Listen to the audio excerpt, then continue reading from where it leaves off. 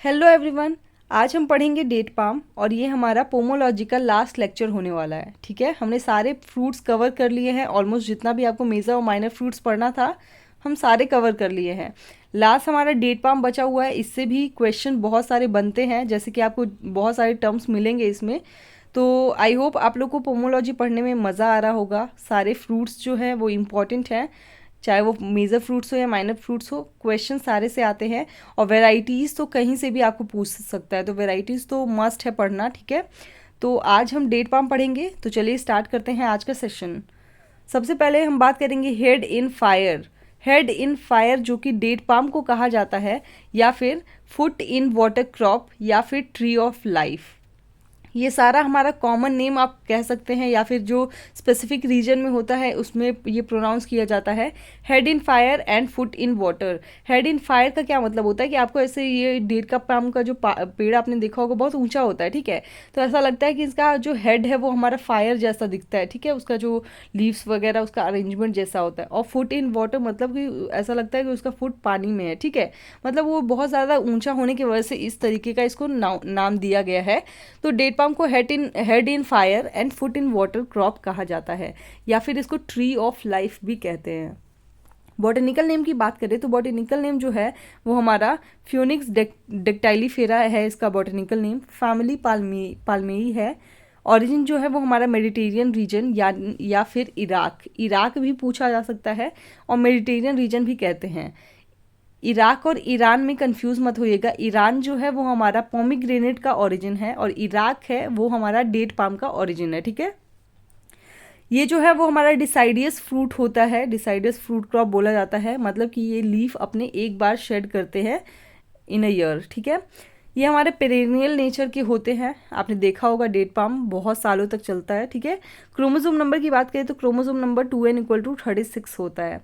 Fruit type की बात करें तो फ्रूट टाइप जो है इसमें सिंगल सीडेड बेरी होता है। इसका फ्रूट टाइप आपने देखा होगा, आपने डेट पाम खाया ना, उसमें एक सिंगल सेब छुहारा भी जिससे बनता है। ठीक है, तो इसका फ्रूट टाइप जो होता है वो हमारा सिंगल सीडेड बेरी होता है, एक सिंगल सीड होता है। इन्फ्लोरेसेंस की बात करें तो इन्फ्लोरेसेंस होता है स्पैडिक्स। स्पैडिक्स और किसका इन्फ्लोरेसेंस होता है ये मुझे आप कमेंट में बताइएगा। ठीक है, डेट पाम का इन्फ्लोरेसेंस जो है ये हमारा स्पैडिक्स है। आइडियल टेम्परेचर की बात करें तो आइडियल टेम्परेचर जो है वो हमारा 25 to 29 डिग्री सेल्सियस चाहिए होता है। फर्मेंटेड प्रोडक्ट, आपका डेट पाम से फर्मेंटेड प्रोडक्ट बनता है उसके सैप से, जिसको हम बोलते हैं एरिक। बहुत बहुत इंपॉर्टेंट है, इसको आपने स्टामा कर लेना है, इसको मस्ट है याद करना। तो फर्मेंटेड प्रोडक्ट जो हमारा डेट पाम से बनता है वो है हमारा एरिक। डेट से सिरप भी बनता है, डेट के फ्रूट से सिरप बनाया जाता है जिसको हम बोलते हैं डिबिस। ठीक है, ये बहुत इंपॉर्टेंट है। ये जो है वो हमारा हाई सैलिनिटी को टॉलरेट कर सकता है, pH 8 to 10 तक। ठीक है, रिलेटेड स्पीसीज की बात करें तो जैसे कि हमारा फ्योनिक्स सिल्वेस्ट्रिस जो है ये हमारा जागरी और टोडी बनाने के लिए यूज़ किया जाता है। नेक्स्ट जो वेराइटीज़ है वो है हमारा फ्योनिक्स ह्यूमिलिस, जो कि west and east ghat hills में पाया जाता है। ठीक है, वहाँ पे इसको ग्रो किया जाता है। ठीक है, तो ये बहुत इंपॉर्टेंट है। जागरी टोडी किससे बनाया जाता है ये भी आपसे पूछा जा सकता है, तो वो है हमारा फ्योनिक्स सिल्वेस्ट्रिस। ठीक है, इंपॉर्टेंट है।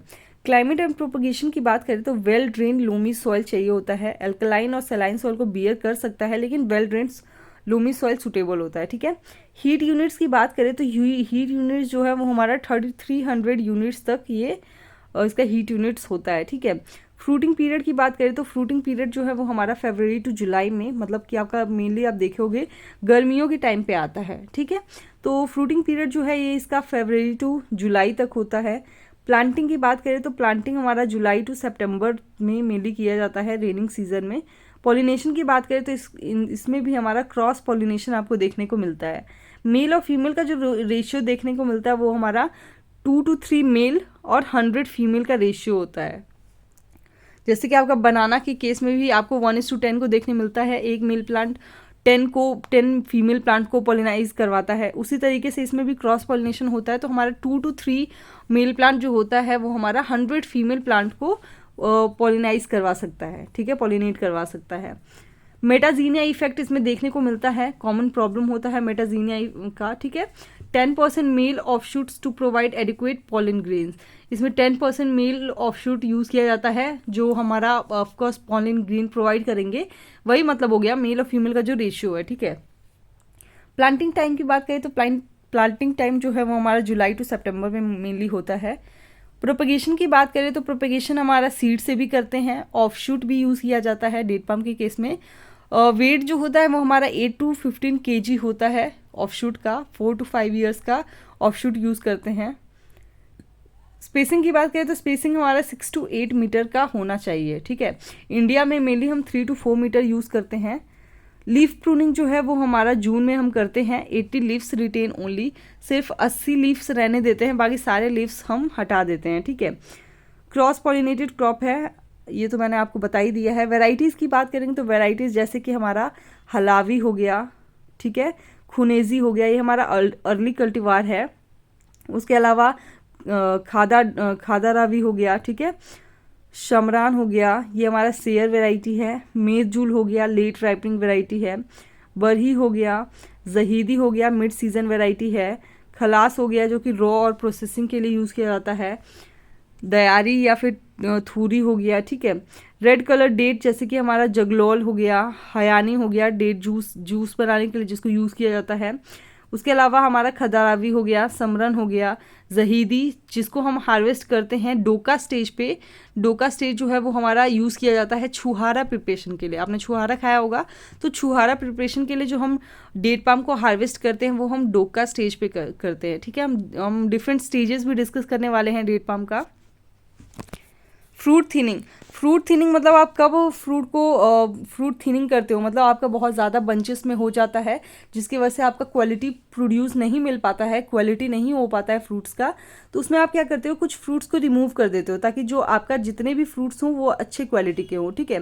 तो आप क्या करते हो, फ्रूट थिनिंग में सिर्फ और सिर्फ आप 8 to 10 बंचेस पर पाल्म, मतलब कि एक जो बंचेस है उसमें आप 8 to 10 बंचेस ही रहने दे रहे हो, ठीक है। एक पाम ट्री में आप 8 to 10 बंचेस रहने दे रहे हो सिर्फ, ठीक है।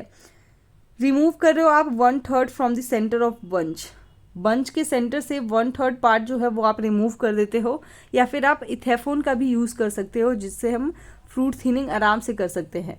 ये केमिकल यूज़ किया जाता है फ्रूट थिनिंग करने के लिए, ठीक है। नेक्स्ट हम हार्वेस्ट और इल्ड की बात करेंगे, तो यहाँ पे आपका डिफरेंट स्टेजेस मेंशन है कि कब किस स्टेज पे हम किस चीज़ के लिए यूज़ करते हैं, ठीक है। तो डोका स्टेज जैसे कि मैंने आपको बताया है कि छुआरा मेकिंग के लिए हम डोका स्टेज पे हार्वेस्ट करते हैं। डोका स्टेज को हम खलल भी कहते हैं, 70 to 80% मॉइस्चर होता है, और इंडिया में मेनली डोका स्टेज पे ही डेट पाम को हार्वेस्ट किया जाता है। तो डोका स्टेज में 70 to 80% मॉइस्चर होता है, तब हम हार्वेस्ट करते हैं, खलल बोलते हैं इसको, ठीक है। फ्रूट बिकम हार्ड, यहाँ पे फ्रूट हमारा हार्ड हो चुका होता है, येलो पिंक रेडिश कलर का दिखता है। TSS जो है यहाँ पे हमारा 30 to 45% होता है। एस्ट्रिंगेंसी प्रेजेंट और absent depend on cultivar and edible stage, ठीक है। तो इसमें जो हमारा एस्ट्रिगेंसी आएगा यानी कि जो स्मेल आएगा वो हमारा एब्सेंट या प्रेजेंट होगा या एब्सेंट होगा, ये हमारा कल्टीवार मतलब स्पीसीज टू स्पीसीज डिफर करता है, और हमारा एडिबल स्टेज पे भी डिफर करता है, ठीक है। नेक्स्ट जो स्टेज है वो हमारा डंग स्टेज है जिसको हम रुताब कहते हैं। Softening at tip, tanning and astringency disappear, lose weight and moisture about 35 to 40% and edible stage. डंग जो है जिसको हम रुताब भी बोलते हैं, इसमें क्या होता है, जो टिप पोर्शन होता है वो हमारा डेट पाम का सॉफ्ट हो जाता है। टैनिंग आपको दिखने को मिलेगा, इसमें एस्ट्रिजेंसी डिसअपियर हो जाते हैं, स्मेल थोड़ा हट जाता है, ठीक है।